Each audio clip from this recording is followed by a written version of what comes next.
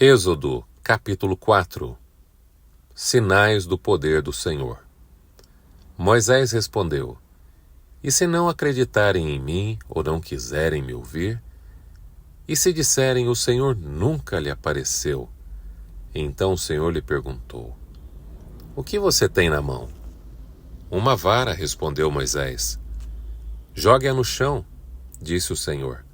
Moisés jogou a vara no chão e ela se transformou numa serpente. Moisés fugia dela, mas o Senhor lhe disse: Estenda a mão e pegue-a pela cauda. Moisés estendeu a mão e pegou a serpente e ela voltou a ser uma vara. Então o Senhor lhe disse: Faça esse sinal e eles acreditarão que o Senhor, o Deus de seus antepassados, o Deus de Abraão, o Deus de Isaque, o Deus de Jacó, de fato lhe apareceu. O Senhor também disse a Moisés: Agora coloque a mão dentro do seu manto. Moisés colocou a mão dentro do manto e, quando a tirou, ela estava com lepra, branca como neve. Coloque a mão dentro do manto outra vez, disse o Senhor. Moisés colocou a mão dentro do manto outra vez e, quando a tirou, ela estava tão saudável quanto o resto do corpo. Disse ainda: Se eles não acreditarem em você e não se deixarem convencer pelo primeiro sinal, serão convencidos pelo segundo. E se não acreditarem em você nem o ouvirem depois desses dois sinais, tire um pouco de água do rio Nilo e derrame-a sobre a terra seca. Quando o fizer, a água do Nilo se transformará em sangue na terra. Moisés, porém, disse ao Senhor: Ó Senhor, não tenho facilidade para falar, nem antes, nem agora que falaste com teu servo. Não consigo me expressar e me atrapalho com as palavras. O Senhor perguntou a Moisés: Quem forma a boca do ser humano? Quem torna o homem mudo ou surdo?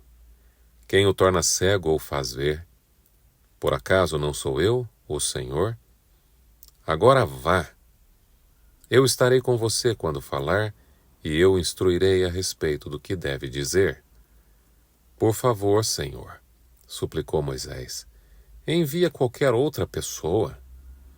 Então o Senhor se irou com Moisés e lhe disse: E quanto a seu irmão Arão, o levita? Sei que ele fala bem. Veja, ele está vindo ao seu encontro e se alegrará em vê-lo. Fale com ele e diga as palavras que ele deve transmitir. Estarei com vocês dois quando falarem e os instruirei a respeito do que devem fazer. Arão falará por você diante do povo. Ele será seu porta-voz e você será como Deus para ele. Leve com você a vara e use-a para realizar os sinais que eu lhe mostrei. Moisés volta ao Egito. Moisés voltou à casa de Jetro, seu sogro, e lhe disse: Por favor, permita-me voltar ao Egito para procurar meus parentes. Nem sei se ainda vivem. Vá em paz, respondeu Jetro.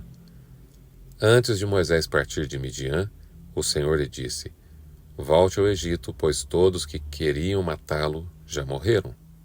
Então Moisés tomou sua mulher e seus filhos, montou-os num jumento e voltou para a terra do Egito.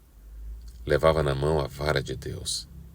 O Senhor disse a Moisés: Quando chegar ao Egito, apresente-se ao faraó e faça todos os milagres para os quais eu o capacitei. Contudo, endureci o coração dele, para que se recuse a deixar o povo sair. Você dirá ao faraó: Assim diz o Senhor: Israel é meu filho mais velho. Ordenei que você deixasse meu filho sair para me adorar, mas uma vez que você se recusou, matarei seu filho mais velho. No caminho para o Egito, no lugar onde Moisés e sua família haviam parado a fim de passar a noite, o Senhor o confrontou e estava prestes a matá-lo. Mas Zípora pegou uma faca de pedra e circuncidou seu filho. Com o prepúcio, tocou os pés de Moisés e lhe disse: Agora você é para mim um marido de sangue. Quando disse: o marido de sangue, estava se referindo à circuncisão. Depois disso, o Senhor deixou Moisés. O Senhor tinha dito a Arão: vá ao deserto, ao encontro de Moisés. Arão foi, encontrou Moisés no monte de Deus e o saudou com um beijo. Moisés contou a Arão tudo que o Senhor havia ordenado que ele dissesse e falou também sobre os sinais que deveria realizar. Então Moisés e Arão voltaram ao Egito e convocaram uma reunião com todos os líderes de Israel. Arão lhes comunicou tudo que o Senhor tinha dito a Moisés, que realizou os sinais diante deles. O povo de Israel se convenceu de que o Senhor tinha enviado Moisés e Arão quando ouviram que o Senhor se preocupava com eles e tinha visto o seu sofrimento, prostraram-se e o adoraram. Olá, seja muito bem-vindo ao Reavivados por Sua Palavra de hoje. Êxodo capítulo 4 é a continuação do diálogo entre Deus e Moisés no Monte Horebe, onde Deus chama Moisés para libertar o povo de Israel do Egito. Neste capítulo vemos as objeções de Moisés, os sinais dados por Deus e a escolha de Arão como seu porta-voz. Moisés ainda duvida de que o povo acreditará que Deus o enviou. Então o Senhor lhe dá 3 sinais miraculosos: um cajado que vira serpente, a mão leprosa e a água do Nilo transformada em sangue. Deus conhece nossas inseguranças, mas oferece provas do seu poder. Ele capacita os que chama. Deus usa o que temos em mãos. O que você tem na mão? Perguntou Deus. Um bordão, respondeu Moisés. Deus não exige habilidades extraordinárias. Ele começa com o que já temos. Um cajado simples tornou-se instrumento de milagres. Deus transforma o comum em extraordinário.